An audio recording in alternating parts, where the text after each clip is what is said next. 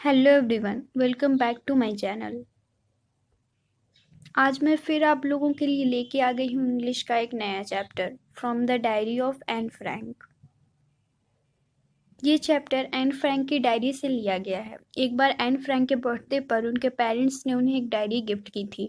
उनका कोई true friend नहीं था जिनके साथ वो अपनी सारी चीज़ें शेयर कर पाएँ, तो वो एक दिन ये सोचती हैं कि मेरे पास कोई भी ट्रू फ्रेंड नहीं है, तो क्यों ना मैं इस डायरी में ही अपने बारे में, अपनी फीलिंग्स के बारे में लिखूँ। उस डायरी का नाम वो किटी रख देती हैं। एक्चुअली एन फ्रैंक की बहुत छोटी एज में ही डेथ हो गई थी। जब उनके फादर को उनकी ये डायरी मिली तो उन्होंने इस डायरी को पब्लिश करवाया।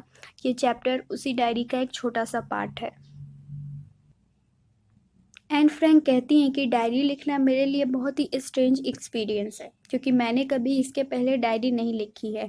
और इसका एक और कारण भी है, और वो ये कि कोई भी एक 13 साल की बच्ची की यानी कि मेरी डायरी पढ़ने में इंटरेस्टेड क्यों ही होगा, क्योंकि लोग सोचेंगे कि एक 13 साल की बच्ची क्या ही अच्छा लिख सकती है।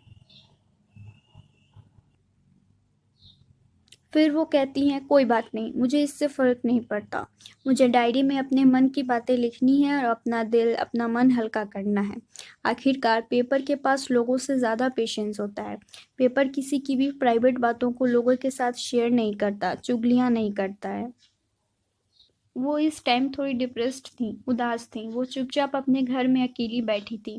उन्हें किसी चीज़ को करने में इंटरेस्ट नहीं आ रहा था। इसलिए वो डायरी लिखने की सोचती हैं, ताकि डायरी लिखने से उनका मन थोड़ा हल्का हो जाए।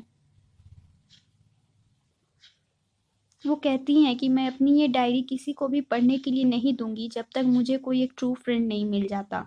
मैं सिर्फ़ उस ट्रू फ्रेंड को ही अपनी डायरी पढ़ने के लिए दूँगी।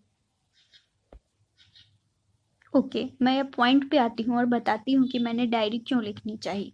मैंने डायरी इसलिए लिखनी चाहिए क्योंकि मेरे पास मेरा कोई ट्रू फ्रेंड नहीं है जिससे मैं सारी बातें शेयर कर पाऊँ। आखिर मैं इस बात को क्लियर कर देना चाहती हूँ कि कोई भी मुझे देखकर ये नहीं सोचेगा कि मैं इस दुनिया में अकेली हूँ। मैं हूँ भी नहीं, क्योंकि मेरे पास मेरे लविंग पेरेंट्स हैं, एक 16 ईयर ओल्ड सिस्टर है और मेरे पास लगभग 30 लोग हैं जिन्हें मैं फ्रेंड्स कह सकती हूँ। मेरे पास मेरी फैमिली है, लविंग आंट्स हैं और मेरे पास मेरा एक प्यारा सा घर भी है।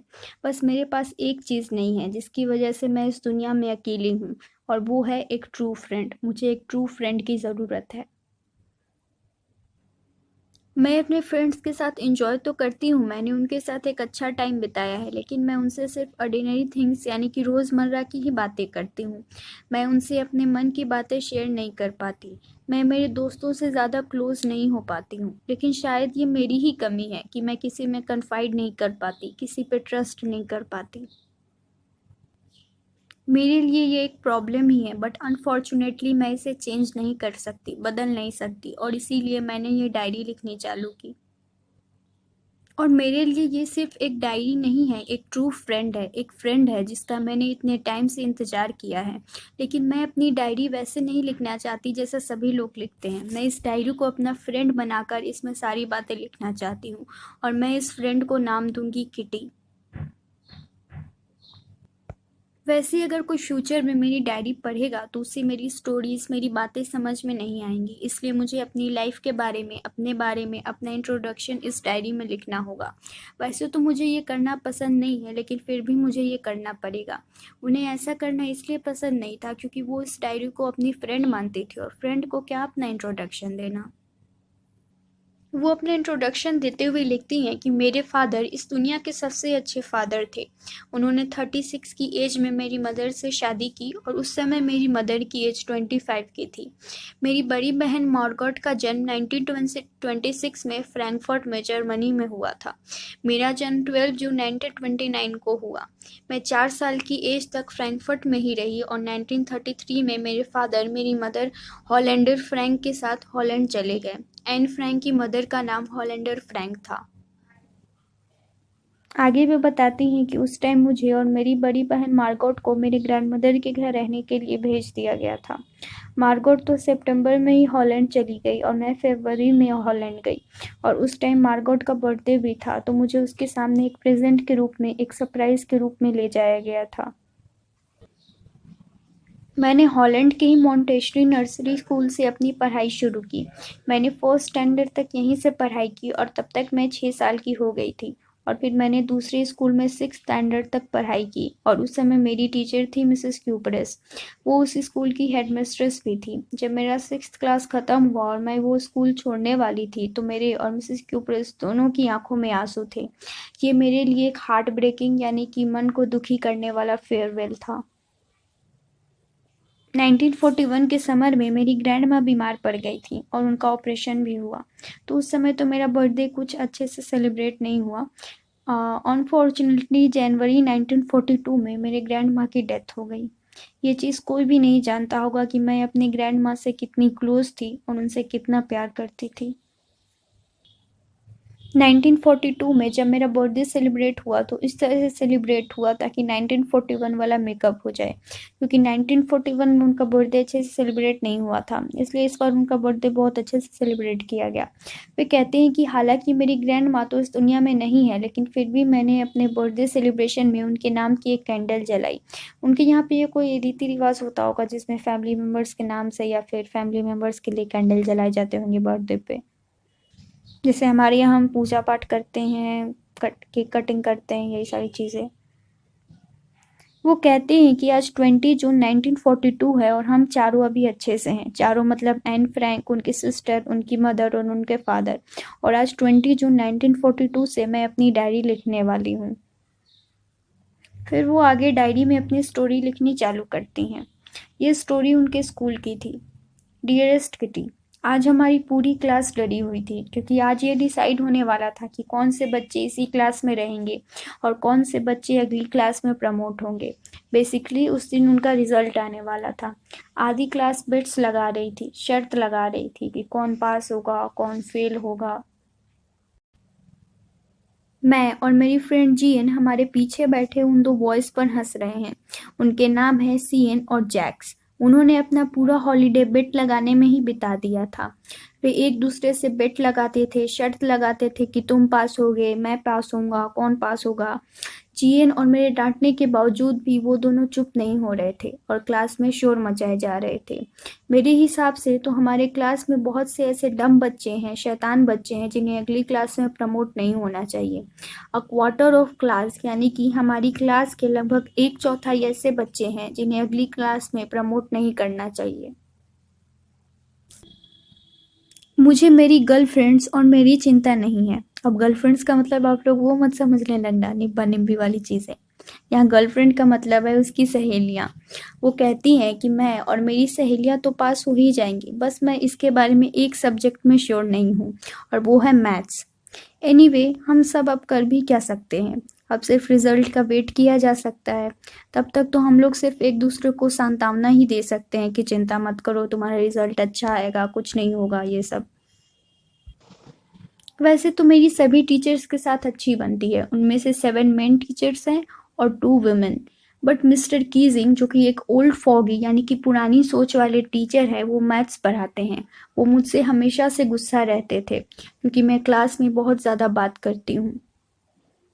वे मुझे बार बार वार्न करते थे कि कम बोलो, बट जब मैं उनकी वार्निंग नहीं मानती थी तो वो मुझे पनिशमेंट के तौर पर एक्स्ट्रा होमवर्क दे देते थे। और वो होमवर्क होता था ऐसे लिखना, और उसका टॉपिक था एक चैटर बॉक्स यानी कि कोई बहुत बात करने वाला। एक चैटर बॉक्स, आप इसके बारे में क्या ही लिख सकते हो। मुझे बड़ी चिंता हो रही थी कि मैं क्या लिखूंगी, लेकिन फिर मैंने सोचना छोड़ दिया और अपने होमवर्क का टॉपिक अपनी कॉपी में नोट कर लिया और कॉपी को बैग में रख दिया। उस शाम जब मैंने अपना सारा होमवर्क फिनिश कर लिया तो मेरी नज़र उस टॉपिक पे गई जिस पे मुझे ऐसे लिखना था। मैं उस वक्त अपने पेन की कैप चबाते हुए सोच रही थी कि क्या लिखूं, क्या लिखूं। ऐसे तो कोई भी छोटा ऐसे लिख सकता है और उसके वर्ड्स के बीच में बड़े बड़े गैप छोड़ के पूरा पेज भर सकता है, लेकिन मुझे ऐसा कुछ नहीं लिखना था।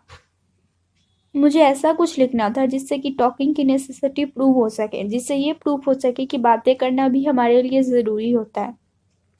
हमें हमेशा चुप ही नहीं रहना चाहिए। सडनली मुझे एक आइडिया आया और मैंने 3 पेजेस का एक ऐसे लिखा। मैंने उसमें लिखा कि बातें करना ये स्टूडेंट की ट्रेट है, ये उनके जीन्स में ही प्रेजेंट होता है। हाँ, मैं इस आदत को कम करने की कोशिश करूंगी, लेकिन पूरी तरह से इसे ख़त्म नहीं कर सकती। क्योंकि ये ट्रेट, ये गुण मेरे जीन्स में ही प्रेजेंट है। मेरी मदर मेरे जैसे या फिर मुझसे भी ज़्यादा टॉकेटिव थी और उन्हीं से मुझे ये ट्रेट मिली है। मिस्टर कीजिंग मेरा ऐसे पढ़कर हंसने लगे और जब मैंने क्लास में फिर से थोड़ी बात करनी शुरू की तो उन्होंने मुझे एक दूसरा ऐसे थमा दिया और इस बार इसका टॉपिक था एन इनकॉरिजिबल चैटर बॉक्स, यानी कि एक ऐसा चैटर बॉक्स जो कि कभी सुधर ही नहीं सकता है। मैंने इस पे भी ऐसे लिखा और उन्हें दे दिया। फिर अगले 2 दिनों तक उन्होंने मुझे कुछ भी नहीं कहा, पर जैसे ही मैंने तीसरे दिन थोड़ी बात करनी शुरू की तो उन्होंने मुझे फिर से एक और एसे लिखने की पनिशमेंट दे दी और इस बार उसका टॉपिक था quack quack quack chatter box. पूरी क्लास हंस रही थी। ये सब देखकर मुझे भी हंसी आ गई। अब मेरे पास चैटर बॉक्स टॉपिक के पे कुछ लिखने के लिए था ही नहीं, मेरे पास कुछ बचा ही नहीं था जो मैं इस टॉपिक पे लिख पाऊँ। इस बार मुझे कुछ अच्छा लिखना था, समथिंग डिफरेंट, समथिंग ओरिजिनल। मेरी एक फ्रेंड सैनी जो कि पोइट्री में पोएम लिखने में अच्छी थी, उसने मेरी मदद करनी चाहिए और मुझसे कहा कि मैं तुम्हें एक पोएम लिखवा दूंगी। ये सुनकर मैं बहुत खुश हो गई। मिस्टर कीजिंग मेरे साथ इस टॉपिक पे मेरा मजाक बनाना चाहते थे, लेकिन मैंने उनका ही मजाक बना दिया। एक ऐसा पोएम लिखा जिससे उनका ही मजाक बन गया। मैंने अपनी पोएम फिनिश की और ये काफ़ी ब्यूटीफुल पोएम भी थी। ये एक मदर डक और फादर स्वाइन या फादर डक की स्टोरी थी, जिनके 3 बच्चे या 3 डकलिंग्स थे जो कि ज़्यादा क्वैक क्वैक करते थे, ज़्यादा बोलते थे, ज़्यादा चिल्लाते थे, इसलिए उनके फादर स्वाइन ने उन्हें मार डाला था।